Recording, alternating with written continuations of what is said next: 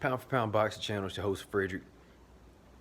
Just wanted to do a little breakdown of Dillian Whyte, Derek Chisora fight this week. Well, actually, tomorrow? Actually, me personally, once again, anybody that follows my channel, they know how I sound. They know what I'm gonna. They don't know what I'm gonna say, but they know how I set things up. Um, Derek Chisora, I'm gonna start with him first. You playing with house money, man. You ain't got nothing to lose with this.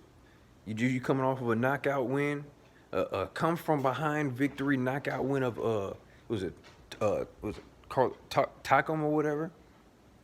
It was I remember I was watching a little bit of that, and I flipped to something else. I just remember Chisora getting his ass whooped. I'm like, damn, he's getting fucked up right now. And then I turned it back, and he comes out with a miraculous knockout. I think he knocked him down twice and ended up stopping him. I'm looking like, damn, I didn't know where that came from. Because in my mind, when I hear Derek Chisora, I think of journeyman, warrior. He's going to show up to fight, but he's kind of on the losing end of the stick of certain fights. You know what I'm saying? He just can't, he's in there. He's going to be competitive, but he's going to end up losing a decision or something like that. But you got to bring your A game when you fight him. That's what I think about it. But he's coming off of a victory knockout of Carlos Takam. I'm not sure what fight that was on the pay-per-view of. I think it was of... I'm not sure. Whatever. Anyway, yeah, he's coming off of that, so, But Dillian Whyte is coming off of a victory of Joseph Parker. Went 12. He was real sloppy in that fight, man. I think he got two knockdowns, but first one I didn't really count. It was more of a slip. But that second knockdown, that hook, when he caught Joseph Parker with that hook and went down, I'm like, bruh, that man got stupid ass hooks. But hey, Joseph Parker caught his ass in the 12th round and he almost won the fight. One thing I know about watching Dillian Whyte, he will let his hands go. He does have stamina issues. So when you're letting your hands go, I would hope that he would be smart and pick them in spots of when you want to just go crazy. Because damn, if you're known to let your hands go, use your jab a little bit more. You know what I'm saying? Pick your spots when you're going to do it. In my mind, if it's a close round, let him go at the end of the round, try to steal the round. That's how I would do it. Because, you have stamina issues. Because he was looking bad. He was looking real sloppy in that Joseph Parker fight. Real sloppy. I'm talking about just leaning on him, holding too much. Just falling all over everywhere. There's a lot of tripping, a lot of holding. It was dirty. It was a dirty-ass fight. I didn't like it, and he almost got stopped at the end. He got knocked down, then he ended up trying to hold Joseph Parker. I'm talking about referee. The referee should have really warned him and taken a point away from him for all that holding and sloppy, unnecessary stuff he was doing to Joseph Parker. But, hey, first fight, this is going to be the second fight that Dillian Whyte and Derek Chisora's fight. The first fight was, it was a very close fight, a very competitive fight. Could have went either way. Some people had Derek Chisora winning.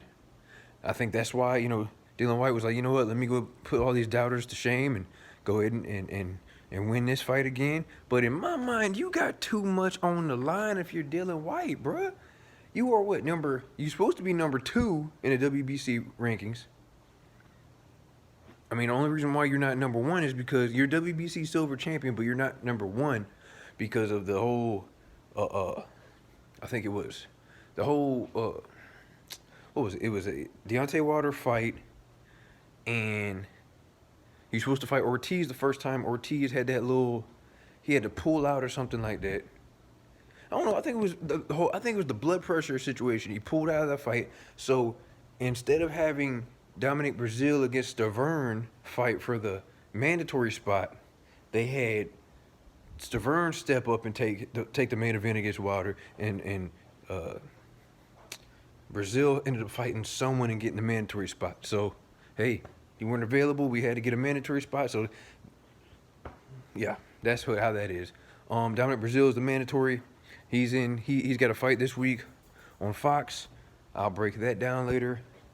That's why I'm saying, if I'm Dillian Whyte, man, why take this high risk, low reward fight against Derek Chisora when you could easily went and fought Ortiz.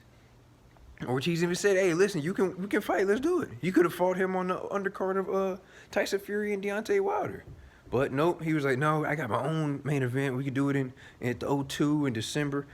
Ortiz was like, all right, send me the contract. And Eddie Hearn and them ended up sending Ortiz a 3-fight deal with no Dillian Whyte in there. So it's like, okay, you're talking, but you don't want to fight him. Okay, cool.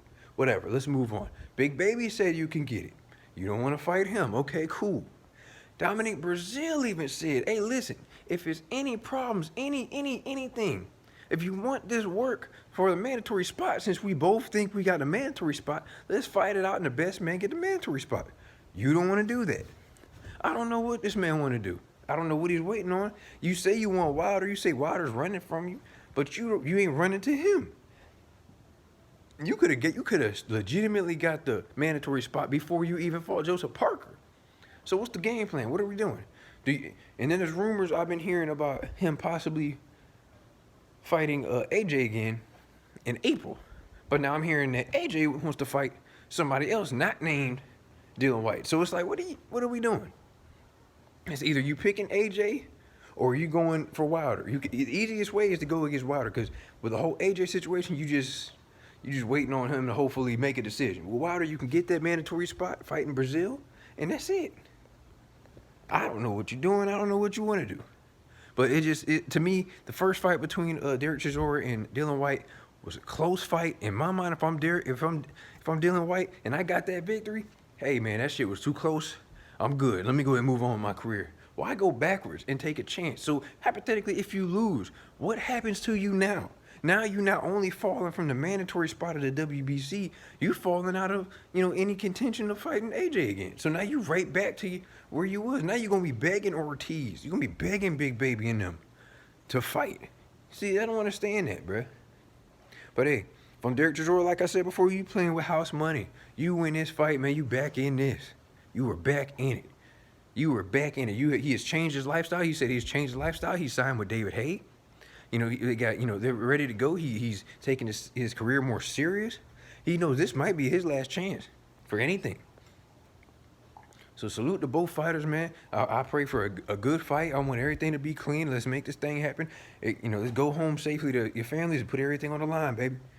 But anyway, that's going to be on actually Showtime, matter of fact, because it was rumored to be on DAZN, and DAZN ended up turning that fight down. So it's going to be on Showtime. I'm not sure. It's probably, it's over in the UK at the O2 Arena, so it's probably going to be on like 4 or 5 p.m. So that's going to be cool. It's a lot of boxing on, man. So, yeah, man, salute to both fighters. I pray y'all have a good fight. I'm going to be watching. So, hey, it's your host, Frederick, Pound for Pound Boxing Channel. Hit that like button. Hit that subscribe button, man. Hit the notification button. More videos to come. All right, thanks.